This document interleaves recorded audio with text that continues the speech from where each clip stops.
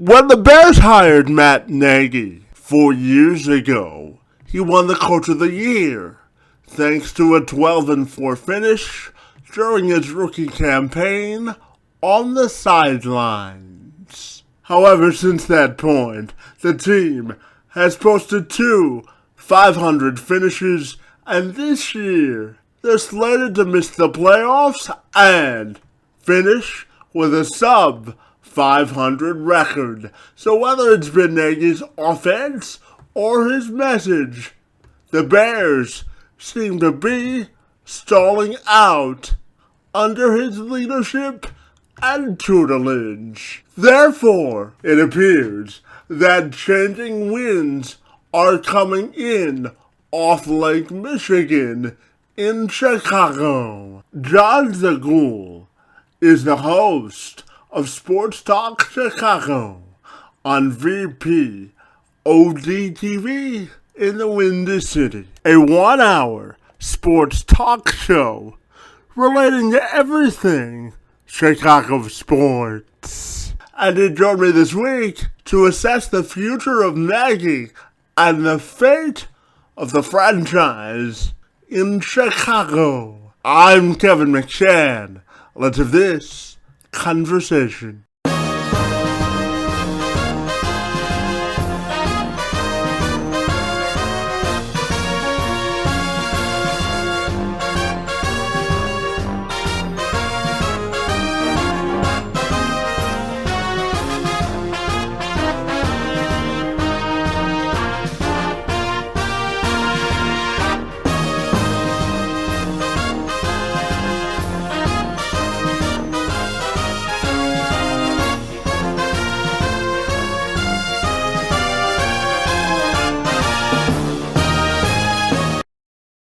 Absolutely. Absolutely. So, John, if you're ready, welcome you to the program, and I'm excited to get all the inside information when it comes to the future of the Bears. Great to be with you this afternoon, and thank you so very much for being here.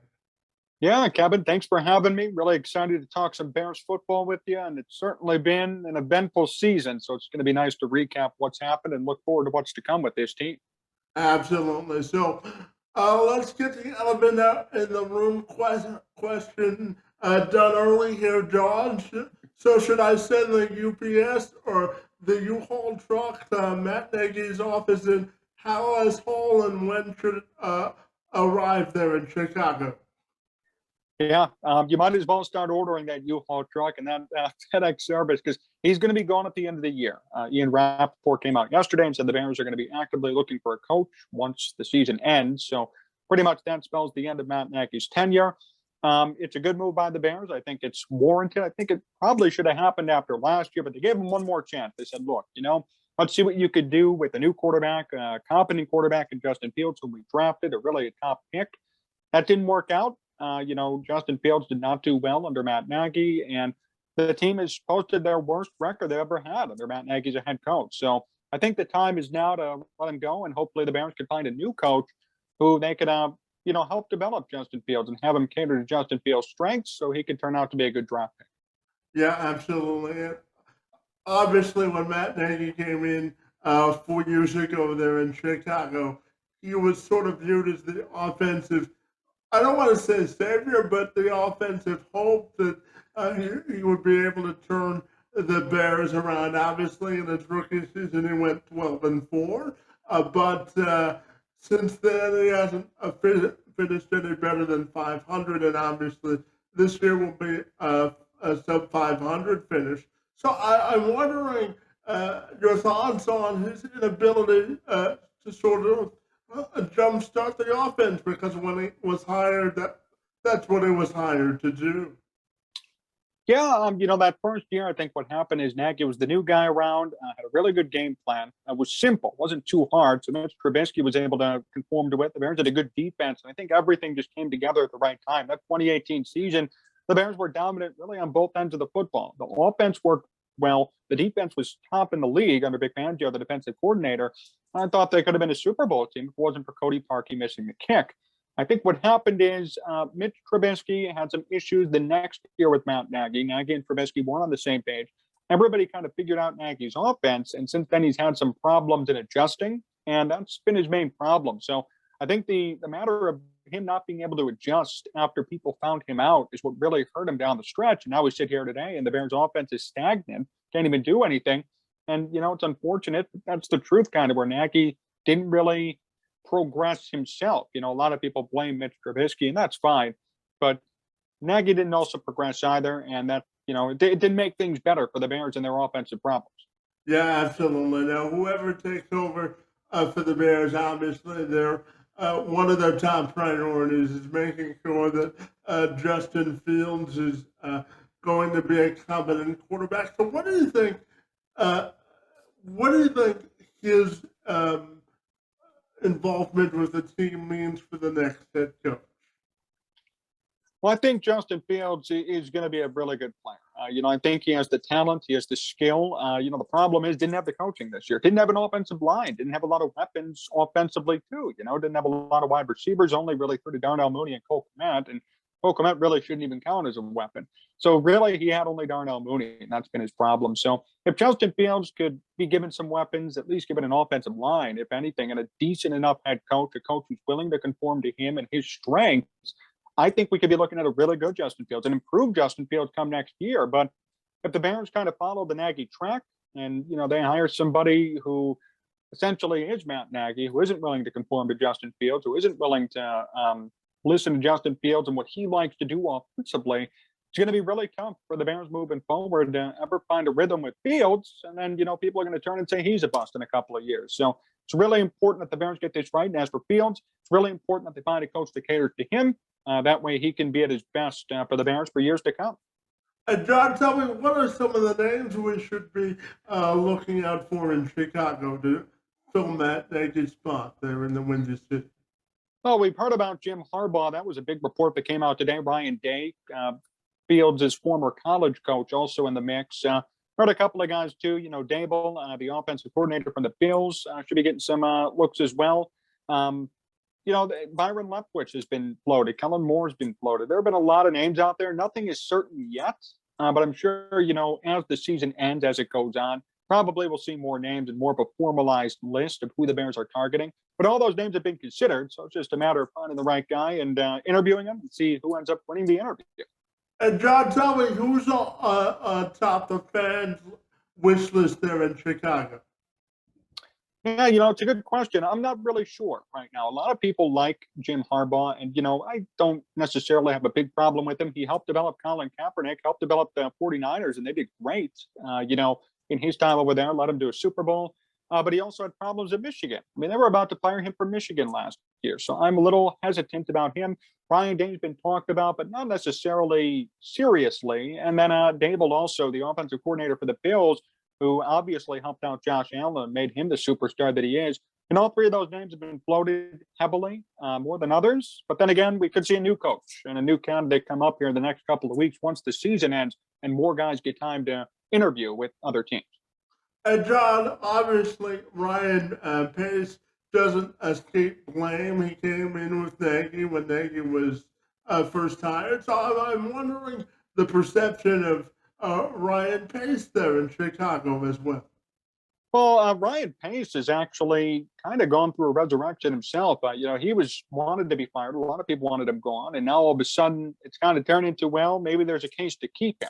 So right now it's kind of 50-50. I have a feeling he may stay at the end of the day. I mean, if these reports are coming out and people are talking about potentially keeping Ryan Pace, to me, chances are he's going to be retained in some capacity, whether it be a GM, whether he be promoted or moved in the front office. I could totally see something like that happening.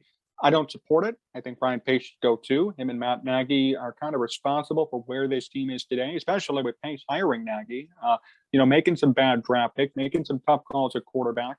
But we're going to have to see. I think, though, right now, if I had to put my money on it, I really think Ryan Pace is probably going to be retained, which is an unpopular decision to say the least. I don't think it's correct, but, it might end up happening here. That's what it looks like. Now, we all know that the Bears don't have a first-round draft pick until 2023. So I'm curious, under that context, how attractive do you think this job is, and what sort of resources do you think the new head coach has coming in, taking over?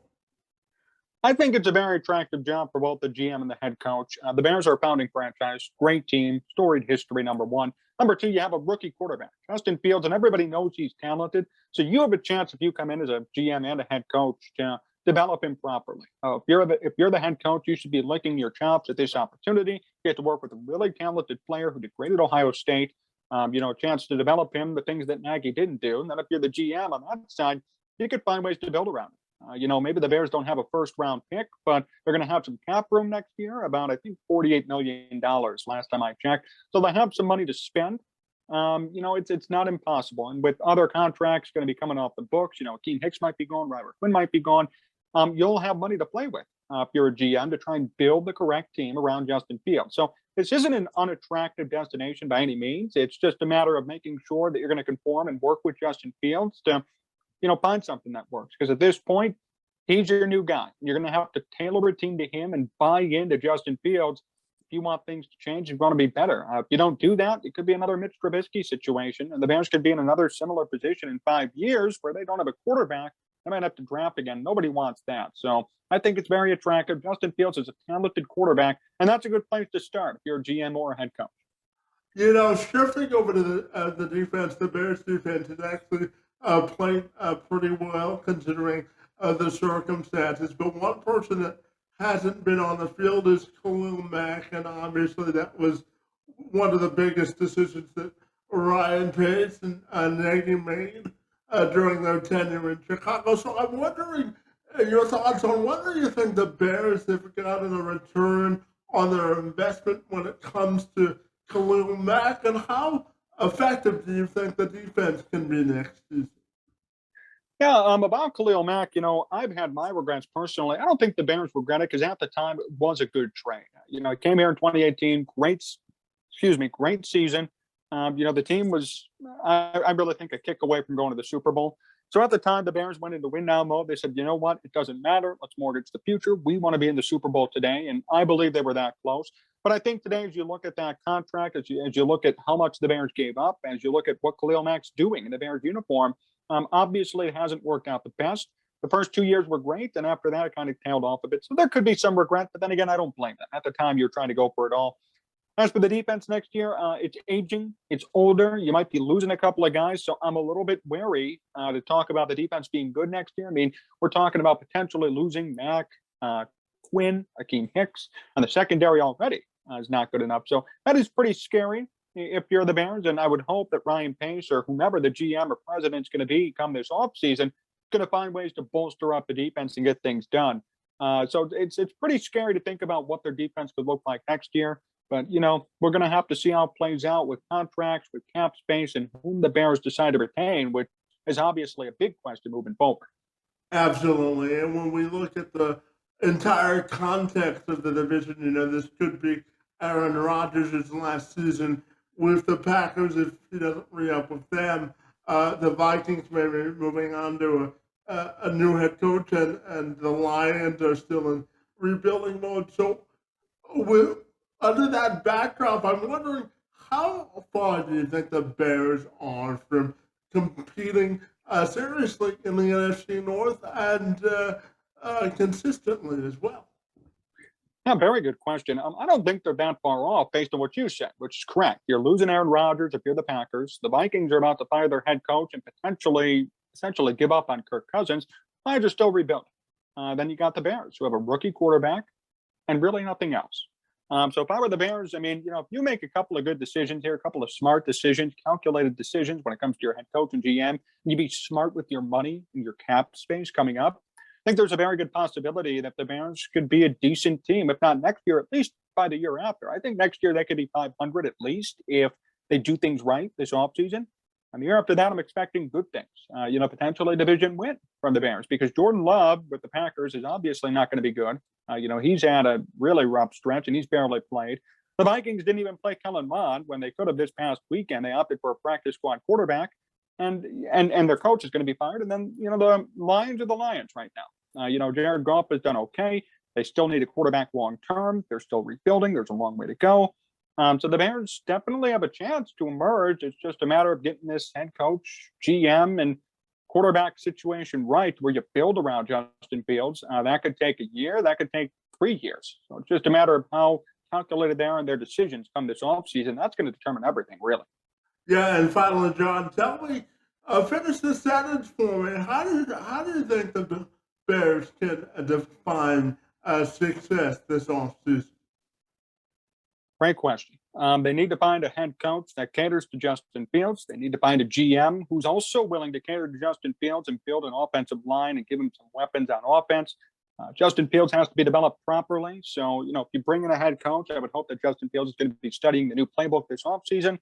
And the Bears have to do what they can with their salary cap, which is, they have a decent amount of cap space to make efficient signings, both offensively and defensively too. Now, they're going to need some help probably in the defensive line. They need help on the O-line. They're going to need help maybe one at wide receiver and in their secondary. So a lot of different needs, but the Bears can easily fill all those needs if they find a way to be efficient with their cap space too. So sounds like a lot, but it's all possible. It's all attainable. It's not necessarily too hard to do.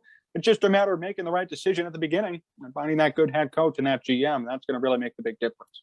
Absolutely. And John, finally, tell me if people want to listen to Sports Talk Chicago or follow you personally, what's the best way they can do that? Yeah, thank you, Kevin. You can find me sportstalkchicago.com, Sports Talk Chicago on YouTube. The show also airs on 59.3 VPOD TV here in Chicago and AM 1530 WCKG Radio. And you can follow me anywhere you'd like at Jon Z Sports, Twitter and Instagram, and then at Jon Zaghloul on Facebook, ZAGHLOU. Well, fantastic. Well, John, I really want to thank you for engaging in conversation with me about Bears football and the future of the franchise. Your time, energy, and insights on my behalf are most appreciated. And I want to thank you for being here this afternoon, buddy. Yeah, thank you so much, Kevin. Really enjoyed this conversation. It's a big conversation, one that's happening here in Chicago. So I really appreciate you having me on to dish this all up and talk about it. Yeah, absolutely. There'll be no shortage of headlines for the Bears this offseason, right?